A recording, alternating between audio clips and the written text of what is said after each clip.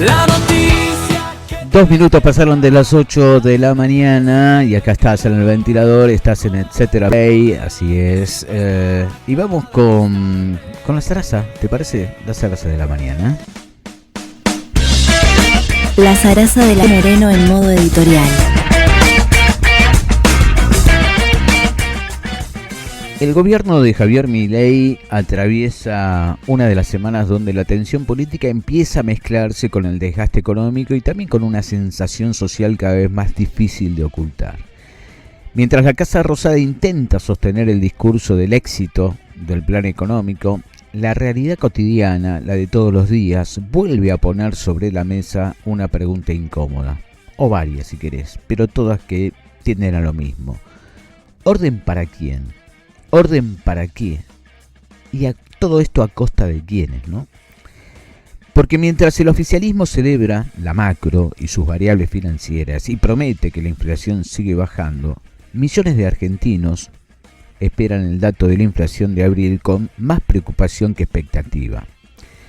Nadie necesita todavía conocer el número oficial para entender que la economía real sigue golpeando fuerte. Las tarifas aumentan, el transporte vuelve a subir, los alimentos siguen presionando sobre el bolsillo y los salarios corren muy por detrás de los precios. Y lo que venimos escuchando desde ya hace un tiempo es que mi fin de mes es promediando el mes. Entre el 15 y el 20 ya se me terminó el sueldo. No hay plata. En las últimas semanas hubo nuevos incrementos en colectivos, subtes, servicios públicos, combustibles, que se anunció en el día de hoy. El gobierno insiste en hablar de desaceleración inflacionaria, la percepción social es otra. Como te decía, la plata alcanza cada vez menos. El ajuste ya dejó de ser una categoría para transformarse en una experiencia concreta y cotidiana. Detrás del relato de la estabilización, lo que aparece es una transferencia brutal de ingresos. Se enfría el consumo, se paraliza la producción, se deteriora el empleo y se multiplican los trabajadores que aún, teniendo trabajo, no logran sostener condiciones mínimas de vida. Lo que algunos economistas cercanos al poder presentan como para buena parte de la sociedad es simplemente pérdida de derechos y caída del nivel de vida. A todo esto también se le debe agregar el pluriempleo, ¿no? Digo que se da no solo en los docentes universitarios, que tanto se escuchó en estos días, sino que ese pluriempleo se da en muchos sectores. En este contexto económico complejo, la política también empezó a mostrar fisuras y conflictos que el oficialismo ya no puede disimular. Esta sesión en diputados para avanzar con la interpelación del vocero presidencial Manuel Adorni, que si bien se cayó y que está ya prorrogada para el miércoles de la semana próxima, vuelve a reflejar el creciente malestar opositor frente a un gobierno que convirtió la comunicación en un dispositivo de confrontación permanente. La política central del mileísmo quedó en el centro de las críticas por su rol en la difusión de información oficial, con contradicciones del gobierno, pero también con el uso político de las conferencias de prensa. La oposición busca exponer algo más profundo, un esquema de poder donde la comunicación reemplaza muchas veces a la gestión, donde el anuncio importa más que la política pública y donde la construcción de enemigos parece ser la herramienta elegida para sostener cohesión interna frente al desgaste económico.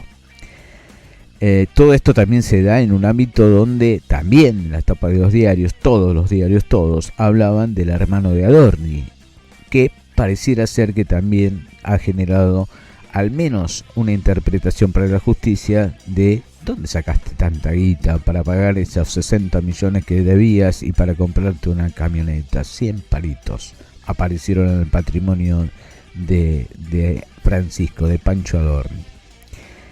Al mismo tiempo, el Senado volvió a convertirse en un terreno de disputa clave. Todo esto alrededor de la reforma electoral que está impulsada por el oficialismo, con algo concreto, que el gobierno insiste con modificar algunas reglas de juego institucionales mientras todavía no logra resolver problemas estructurales de la economía real. Y eso abre otro debate, un debate de fondo. ¿Cuáles son hoy las prioridades de la Argentina? Porque mientras se discuten reformas políticas, millones de jubilados siguen cobrando haberes de miseria, mientras se debate ingeniería electoral, las universidades denuncian desfinanciamiento, los hospitales públicos funcionan bajo presión y las provincias enfrentan una caída brutal de recursos. Hay además un dato político que empieza a consolidarse. El gobierno mantiene apoyo en sectores sociales importantes, pero también comienza a crecer un clima de fatiga y también de desencanto en franjas que han acompañado a Milei, esperando una mejora rápida de sus condiciones de vida. El problema para la Casa Rosada es que el ajuste puede mostrar resultados fiscales en una planilla, pero la sociedad no vive dentro de una planilla de Excel. La discusión de fondo vuelve a ser la misma. Si la estabilidad macroeconómica puede sostenerse indefinidamente sobre salarios destruidos, jubilaciones licuadas, caída del consumo y retracción del Estado. El desafío no es solamente cuestionar el ajuste, sino también una alternativa política capaz de primero interpretar, luego interpelar ese malestar social sin desconectarse de las nuevas demandas de la sociedad.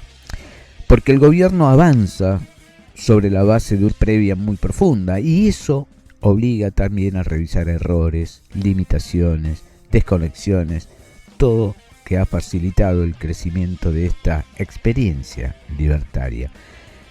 Pero una cosa empieza a quedar clara: no hay modelo económico sostenible si la única variable que mejora es la financiera mientras empeoran las condiciones materiales de la mayoría. Y quizás, tal vez, ahí esté la verdadera discusión de la Argentina. Esa Argentina que viene, esa Argentina que esperamos, esa Argentina a la que todos de alguna manera soñamos, y es que, bueno, precisamente llegue ese momento con esas ganas de que en algún momento suene alguito mejor. Lo cierto es que no solamente la idea es cuánto baja la inflación, sino quién paga el costo de esa baja. No solamente qué dicen los mercados, sino qué pasa del otro lado del mostrador, en el supermercado, en la universidad pública, en el hospital, en el colectivo y en cada hogar donde llegar a fin de mes volvió a convertirse en una preocupación central. Así estamos, entre el relato del orden y el deterioro de la vida cotidiana, esa que de alguna manera también empieza a golpearnos a todos.